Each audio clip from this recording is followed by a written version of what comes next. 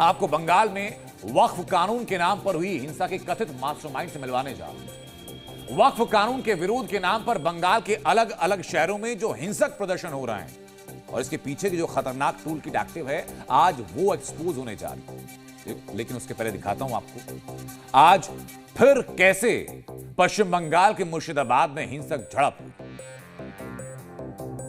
कल जहां हिंसा हुई, आज उससे कुछ किलोमीटर की दूरी पर एक बार फिर हिंसा बढ़ गई। लोगों ने प्रदर्शन के नाम पर एक बार फिर आगजनी की, लेकिन डीएनए में मैं उन किरदारों को चिन्हित कर चुका हूं और आपके सामने मैं लाने जा रहा हूं जिन्होंने अंदर खाने सिंगारी को आग का रूप दे दिया।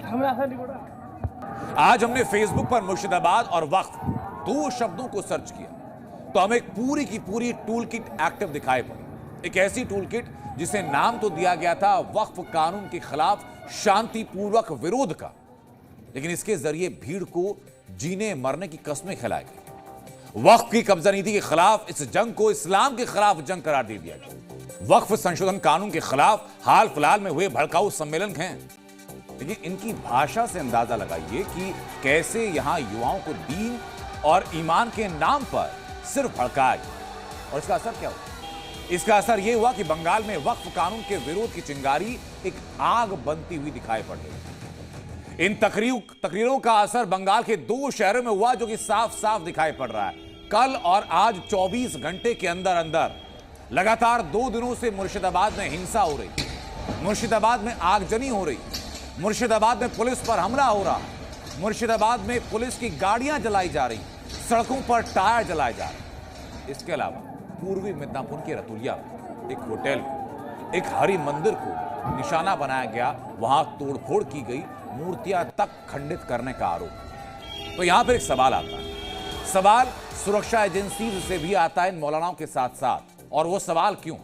वो सवाल इसलिए, और जो सवाल आपके सामने है, आखिर हिंसा हो जाने के बाद ये टूल किट क्यों सामने आती, उसके पहले क्यों नहीं आती? शहर शहर होने वाली इन तकरीरों को मॉनिटर क्यों नहीं किया जाता है? जब सोशल मीडिया के जरिए ऐसी तकरीरों के प्रचार पर रोक नहीं लगाई जाती है, तभी तो ये बढ़ती हैं।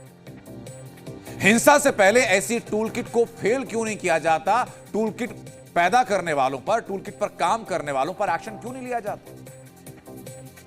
बंगाल से जो तस्वीरें सामने हैं, उससे एक सवाल यह भी उठता है कि क्या बंगाल में संसद से पास किए गए कानून को नहीं माना जाएगा? क्या बंगाल में हिंदुस्तान का संविधान नहीं चलेगा? और ये दोनों सवाल जो उठाए, इसके पीछे का एक वजह है। वो वजह क्या है वो बताता हूं आपको।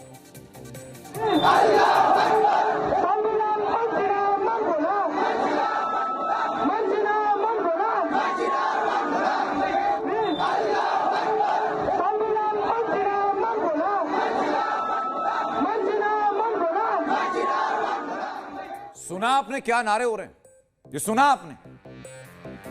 संविधान हो गया कि बुखार की गोली हो गई? कि जब मन किया तो आपने मान लिया और मन नहीं किया, एजेंडे को सूट नहीं किया तो नहीं माना।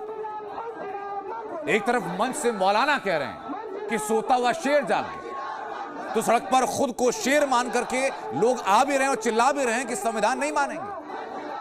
तो सवाल ये उठता है कि आखिर इनमें इतनी हिम्मत कहां से आ रही है?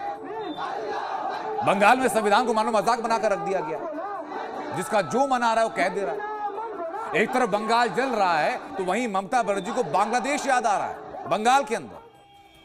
अभी थोड़ी देर पहले आपको मुर्शिदाबाद हिंसा के कथित मास्टरमाइंड मौलानाओं की तकरीरें मैंने सुनवाई थी आपको, जिसमें एक मौलाना को बांग्लादेश याद आ रहा था। और आज बांग्लादेश की याद पश्चिम बंगाल की मुख्यमंत्री को भी आई।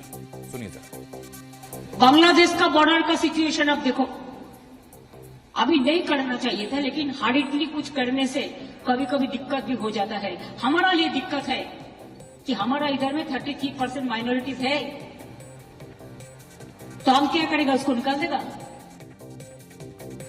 एक तरफ वक्फ कानून के खिलाफ प्रदर्शन की आड़ में आगजनी हो रही है और आग लगाने वाले बंगाल के दंगाबाजों पर एक्शन की डिमांड हो रही है, तो दूसरी ओर सख्त एक्शन लेने के बजाय पश्चिम बंगाल की मुख्यमंत्री ममता बनर्जी मुसलमानों की हिफाजत की गारंटी दे रही। ममता बनर्जी को बांग्लादेश से लेकर के 33% अल्पसंख्यक सब याद आ गए।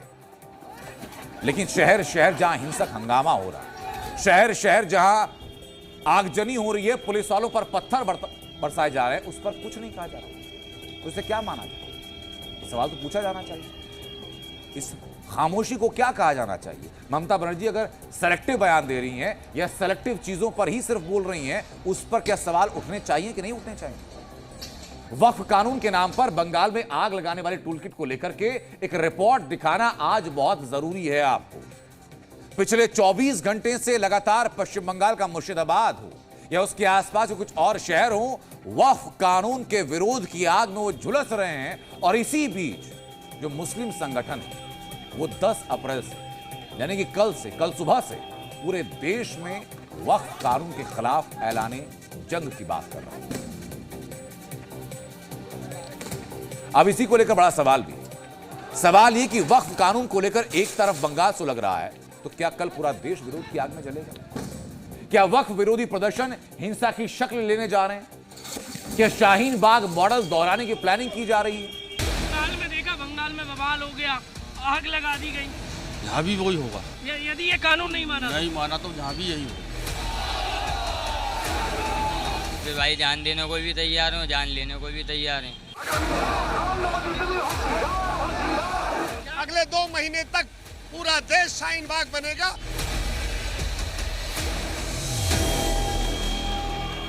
वक्फ कानून को लेकर पश्चिम बंगाल सुलग रहा है। कल बंगाल के नादिया से लेकर मुर्शिदाबाद तक वक्फ कानून के विरोध में हिंसा हुई। आज भी मुर्शिदाबाद में आगजनी।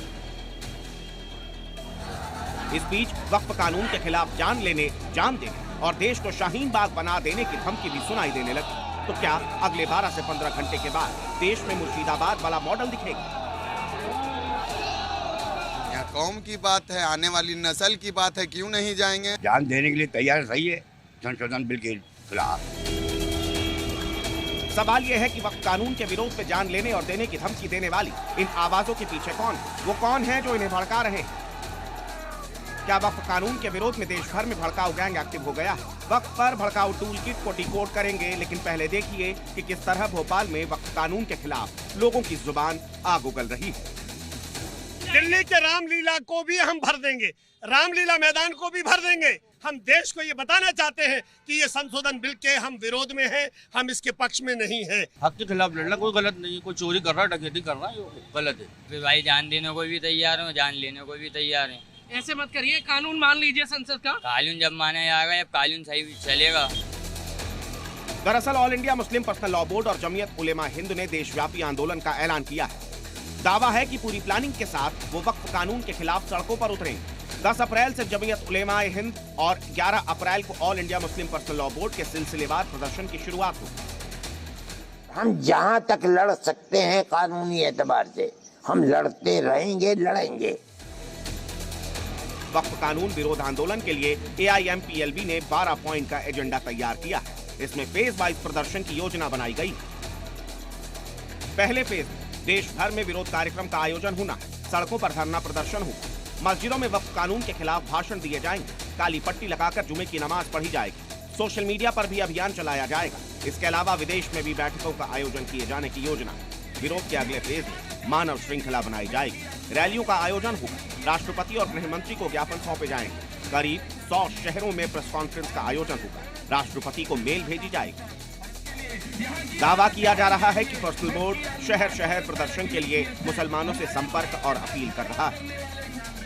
यहाँ कौम की बात है, आने वाली नस्ल की बात है, क्यों नहीं जाएंगे? जो मेरा हक है वो लेना है हमको। हम अपना चीज किसी और को क्यों देंगे?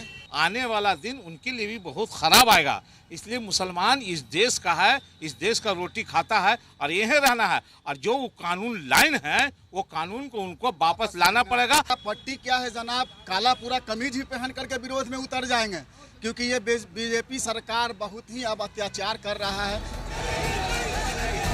लखनऊ, पटना, भोपाल, कोलकाता से लेकर मालेगांव तक वक्फ कानून के विरोध में मुस्लिम तंजीमें मुसलमानों को एकजुट करने में जुटी। मुसलमानों को सड़क पर लाने के लिए MP से लेकर महाराष्ट्र तक मस्जिदों से फरमान आने शुरू भी हो गए। मैं बार बार यही कहना चाहता हूँ, ये मुसलमानों के लिए इसमें नाउम्मीदी है। इसमें कुछ नहीं है माँ सिवाय इसके कि मुसलमानों के इमलाक को हड़प करना और उसके बाद तनाज़े कायम करना। पुरअमन तरीके से इस बिल की मुखालफत करते रहेंगे और जो प्रोग्राम लाए अमल आलिया मुस्लिम पर्सनल लॉ बोर्ड ने बनाया है उस प्रोग्राम को सब लोग मुश्तरका तौर पर हिंदुस्तान में जितनी भी रियासतें हैं, जितने भी मुसलमान हैं, वो उसको आगे ले जाएंगे। ये बयान, ये तल्ख तेवर बताने के लिए काफी है कि महज 12 से 15 घंटे बाद शहर शहर मुसलमान वक्फ कानून के खिलाफ सड़कों पर उतरेंगे। लेकिन क्या विरोध और प्रदर्शन अमन के साथ होगा या फिर मुर्शिदाबाद वाला मॉडल दोहराया जाएगा? ये बड़ा सवाल है। ब्यूरो रिपोर्ट, जी मीडिया।